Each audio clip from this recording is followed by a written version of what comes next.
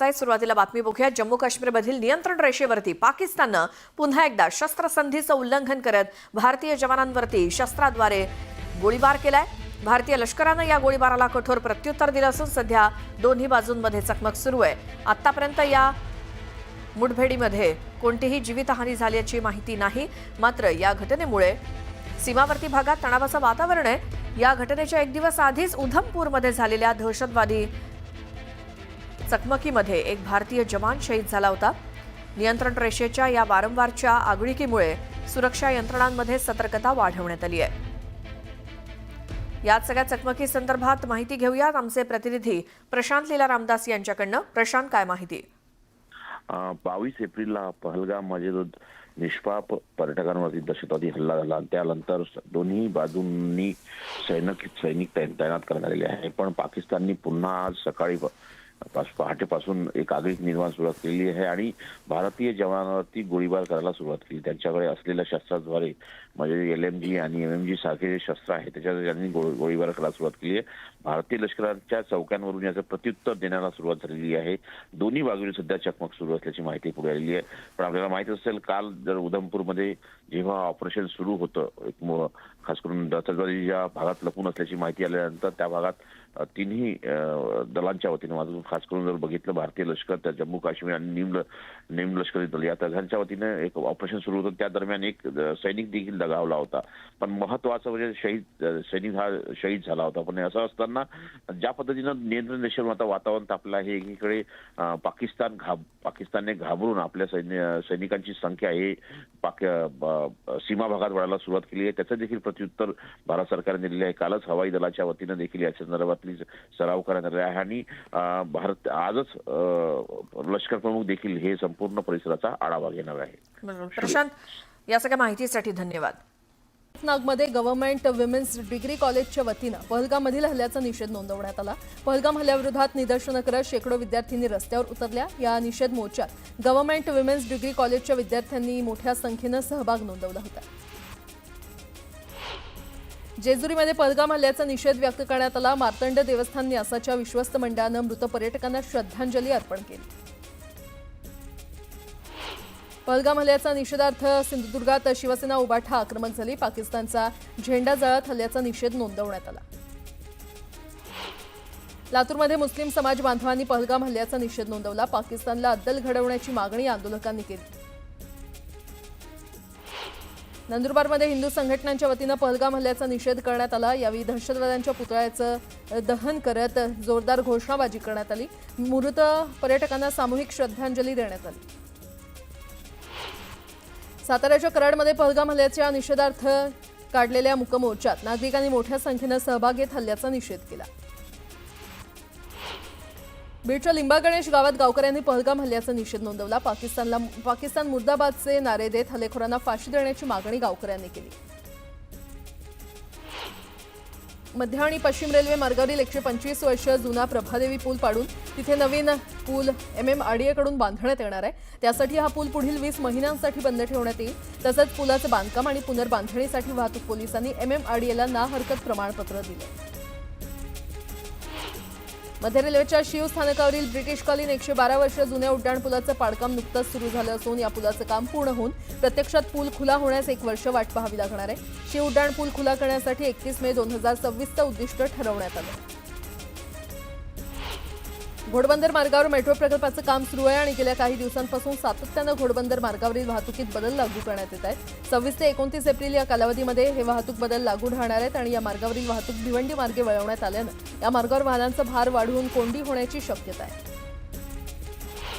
म्हाडाच्या मुंबई इमारत दुरुस्ती आणि पुनर्रचना मंडळाकडून बहुसूचीवरील पात्र मूळ भाडेकरूंना मागणीनुसार रेडी रेकनरच्या 110% रक्कम मोजावी लागते. मात्र आता मोठ्या घरासाठी मूळ भाडेकरूंना रेडी रेकनरच्या 100% रक्कम मोजावी लागणार आहे. अतिरिक्त क्षेत्रफळासाठी आता कमी रक्कम आकारण्यात येणार आहे. ग्रॅच्युटीबाबत उच्च न्यायालयानं महत्त्वपूर्ण निर्णय दिलाय. कर्मचाऱ्यांना नोकरी सोडल्यास पुढील महिन्याभरातच त्याची ग्रॅच्युटीची रक्कम दिली पाहिजे. त्यापेक्षा अधिक काळ विलंब केल्यास त्या कर्मचाऱ्याला वार्षिक 10% व्याजदरानं ग्रॅच्युटीची रक्कम देणं बंधनकारक आहे, असा निर्वाळा न्यायालयानं दिलाय.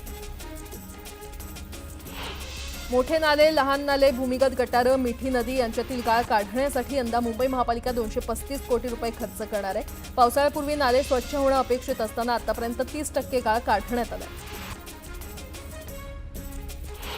गेल्या 2 आठवड्यांपासून मुंबईकर सततच्या उष्ण आणि दमट वातावरणाला त्रासलेत. मात्र शहरात येणाऱ्या समृद्धी वाऱ्यांमुळे तापमानापासून दिलासा मिळणार आहे. मुंबईतील कमाल तापमान 31 ते 33 अंशांवर आहे. पुणे महानगर परिवहन महामंडळाच्या बस स्थानकांमध्ये नवीन ई-बस स्थानकं सुरू करण्यात येणार आहेत आणि त्यामुळे हिंजवडी येथील माहिती तंत्रज्ञान क्षेत्रातील कर्मचारी आणि हवाई प्रवाशांना या दोन्ही बस स्थानकांचा फायदा होणार आहे. आज दुपारी उपमुख्यमंत्री आणि पुण्याचे पालकमंत्री अजित पवार यांच्या हस्ते उद्घाटन होणार आहे.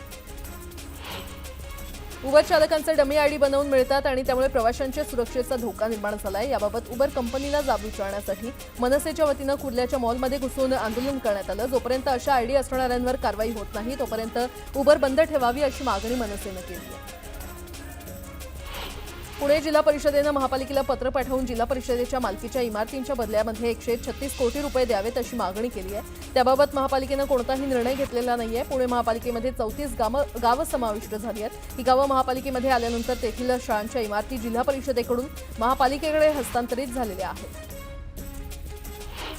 महाराष्ट्र राज्य परीक्षा परिषदेतर्फे घेण्यात आलेल्या 5वी आणि 8वीच्या शिष्यवृत्ती परीक्षेचा अंतिम निकाल आज जाहीर करण्यात येणार आहे. शाळांना विद्यार्थ्यांचा निकाल शाळा लॉग इनमधून तसंच पालकांना पाल्यांचा निकाल संकेतस्थळावर पाहता येणार आहे. राज्यातील प्राथमिक आणि माध्यमिक शाळांमधील स्वयंपाकघरं आणि स्वच्छतागृहांचा दर्जा आता त्याच्या छायाचित्रांवरून कळणार आहे. यासाठी शाळेचं नाव, शाळेची संपूर्ण इमारत, किचन शेड म्हणजेच स्वयंपाकघर, स्वच्छतागृह आणि पिण्याच्या पाण्याची सुविधा असलेलं जिओ टॅगिंग केलेली छायाचित्र अपलोड करण्याचे आदेश शालेय शिक्षण विभागानं दिले.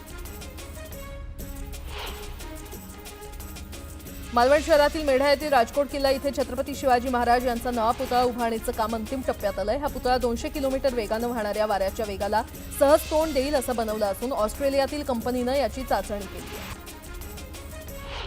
नागपूर शहरातील गुन्हेगारीवर नियंत्रण राहावं यासाठी नागपूर पोलिसांनी 48 तास कोम्बिंग ऑपरेशन राबवलं.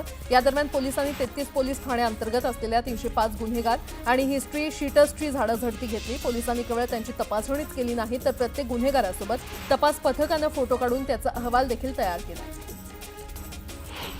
राज्यातील बाजार समितीमध्ये गव्हाची 16,885 क्विंटल आवक झाली. त्याला सर्वसाधारण 2,822 रुपये प्रति क्विंटल इतका दर मिळाला. वसईतील धक्कादायक प्रकार समोर आलाय. रेसिंगच्या नादापायी एका आरोपीनं थेट 7 दुचाक्या चोरल्या. त्याला पोलिसांनी अटक केली असून 8 लाखांचा मुद्देमाल जप्त केलाय. नवी मुंबईतील धक्कादायक घटना समोर आली आहे. अल्पवयीन मुलांकडून केवळ मौज मजेसाठी दुचाकी चोरी केल्याचा धक्कादायक प्रकार उघडकीस आलाय. या प्रकरणी पोलिसांनी 2 अल्पवयीन मुलांना ताब्यात घेतलं असून त्यांच्याकडून 13 दुचाकी जप्त केल्या. झिशान सिद्दीकी यांना दाऊद टोळीच्या नावानं धमकीचा मेल आला होता. या प्रकरणी पोलिसांनी गुन्हे शाखेकडे हे प्रकरण वर्ग केलंय. धमकीचा मेल अमेरिकेजवळील सर्व्हरवरून पाठवण्यात आल्याचं तपासामध्ये निष्पन्न झालं. श्री छत्रपती सहकारी साखर कारखान्याच्या निवडणुकीसाठी 350 पेक्षा जास्त अर्ज आलेले आहेत. त्यातून 21 लोक निवडायचे तर सगळ्यांना समाधानी करता येत नाही. उमेदवारी नाही मिळाली तर काम करा, रुसवे फुगवे नाराजी दाखवू नका असं आवाहन उपमुख्यमंत्री अजित पवार यांनी केलं. तुळजापूर ड्रग्ज प्रकरणी दोषी असणाऱ्या पुजाऱ्यांवर मंदिर संस्थाननं कारवाईचा बडगा उगारला. या प्रकरणात ज्यांची नावं आली आहेत अशा पुजाऱ्यांना मंदिरात प्रवेश करण्यास बंदी घालण्यात आली आहे. मंदिर संस्थानचे अध्यक्ष तथा धाराशिवचे जिल्हाधिकारी कीर्ती किरण पुजार यांनी हा निर्णय घेतलाय. गडचिरोली जिल्ह्याच्या सीमेपासून काही किलोमीटर अंतरावर असलेल्या करेगट्टा पहाडीवर माओवाद्यांच्या विरोधात सुरक्षा दलांनी मोठं अभियान हाती घेतलंय. तब्बल 20,000 जवानांनी 1,000 सशस्त्र माओवाद्यांना करेगट्टा पहाडीवर घेतलं. कोल्हापुरात फुटबॉल सामन्यादरम्यान प्रेक्षकांमध्ये तुंबळ हाणामारी झाली. हाणामारी नियंत्रणासाठी पोलिसांनी सौम्य लाठीमार केला.